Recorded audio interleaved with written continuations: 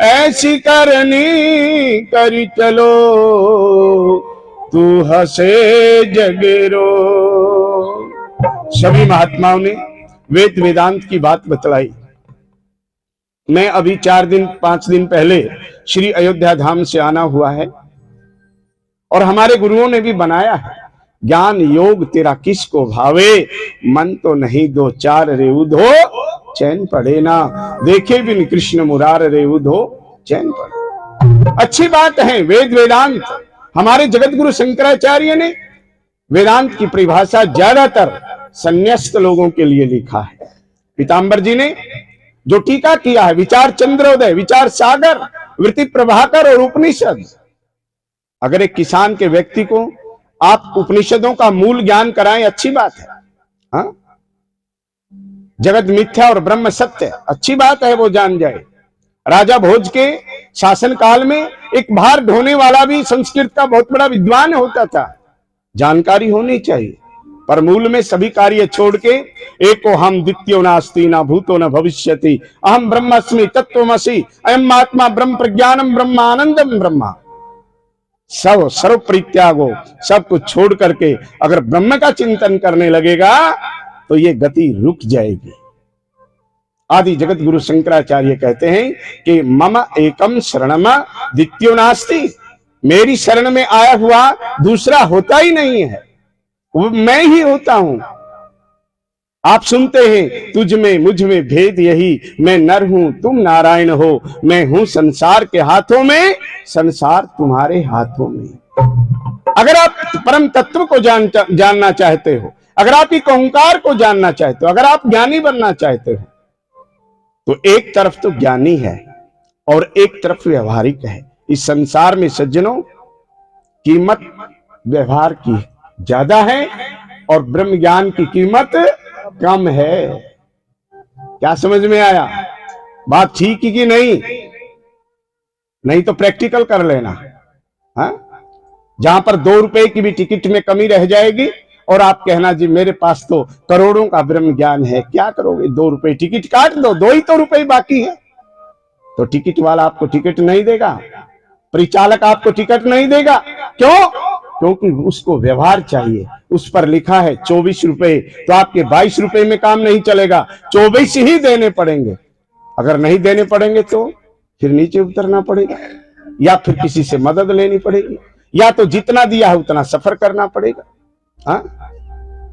तो इसलिए व्यवहारिक अच्छी बात है, हम उस तत्व को पहुंचे, उस तत्व को प्राप्त करें, वो लगन होनी चाहिए। पर अगर आप व्यवहारिक नहीं हैं, हाँ? एक महात्मा कह रहा था कि आप कह रहे हो कि मुझे 2 से 2:30 बजे तक तलवंडी रुक्का पहुंचना है, तो मेरा चालक भी है आजाद, और आपने हिसार भी वहां समय दिया, आपने हांसी में भी कहा कि वहां 10 मिनट देंगे, आपने ज्ञानानंद मिशन में भी कहा, आपने तलवंडी राणा में भी कहा, और आपने आहूजा साउंड वाले को भी कहा, और आपने यूनिवर्सिटी के सामने भी समय दिया। मैं कह रहा हूं कि इतना ये काम सब कैसे होगा? मैंने कहा मैं तो रोज ही करता हूं, रोज ही करता हूं और इतने ही करता हूं। बोले आज तो होने वाला नहीं, मुझे बता देना जब आप तलवंडी पहुंचे।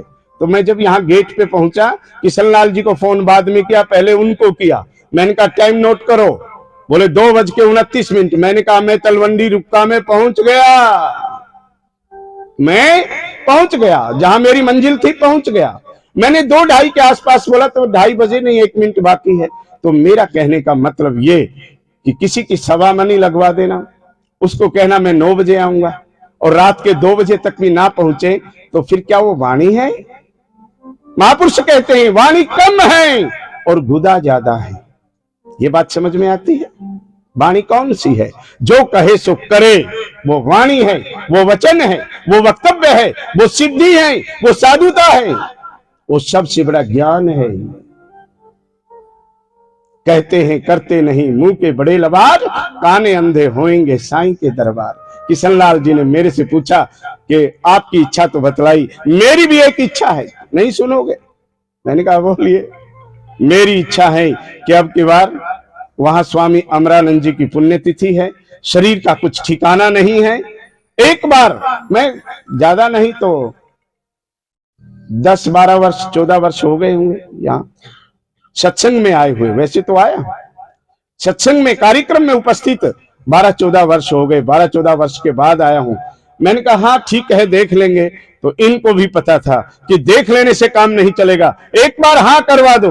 तो यज्ञ सम्राट भी वहां पहुंचे हुए थे। तो इन्होंने कहा कि आना ही पड़ेगा, समय बताओ। मैंने कहा ठीक है, मैं 2 बजे के अंतर्गत 2-2:30 बजे तक पहुंच जाऊंगा। वचन दिया तो आज मैं वो वचन निभाने के लिए भी आया हूं और स्वामी बालानंद जी महाराज को बधाई देने भी आया हूं कि यहाँ पर ये इस भूमि पर स्वामी जमुनानंद जी के बाद में कोई इतने दिन रुका नहीं। तो आपके ऊपर भी गुरु कृपा भी है, आत्म कृपा भी है, शास्त्र कृपा भी है और सदगुरु कृपा भी है, भगवान की कृपा भी है। सभी कृपा आपके ऊपर है। नहीं तलवंडी रुका में इतना लंबा नहीं रुक सकता है कोई। हाँ, एक भाई ऊपर मेरे से कह रहा था क्या आपके ऊपर ये कृपा नहीं? मैंने कहा ना, इस मामले में मेरे ऊपर नहीं, बालानंद जी के ऊपर है। बोलो सदगुरुदेव भगवान की। जिसके पास जो चीज है वो स्वीकार करनी चाहिए। तो हमने किशन लाल जी की बात को स्वीकार किया। आज इस भूमि पर पहुंचकर मुझे याद आता है कि इस तपोभूमि पर कुछ दिन पहले सोहम आश्रम के पीठाधीश्वर किशन लाल जी गोयल के प्रयास से और यहां पर एक संत सम्मेलन हुआ था। उसके चश्मदीद गवाह है, कोई बैठा है भक्तों में, जिन्होंने उन महापुरुषों का सत्संग सुना होगा। ऐसी सत्संग की गंगा बही, ऐसे ऐसे विद्वान और देहात में जाकर ब्रह्म ज्ञान की चर्चा करें और बड़ा सरल करके।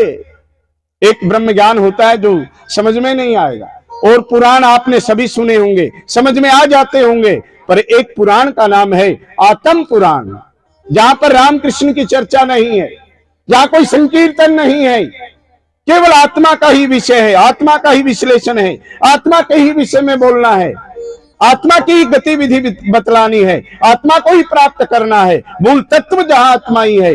ऐसा सार गर्भित आत्म पुराण को जब आप विद्वानों के मुखारविंद से सुनेंगे तो प्रत्येक व्यक्ति वो शब्द नहीं पकड़ पाएगा। क्यों? जैसे सिंघनी का दूध सोने के पात्र में ही ठहरता है, उसी प्रकार से उन ब्रह्मवेताओं द्वारा उपदेश किया हुआ ब्रह्म ज्ञान सामान्य व्यक्ति की बुद्धि नहीं पकड़ सकती है।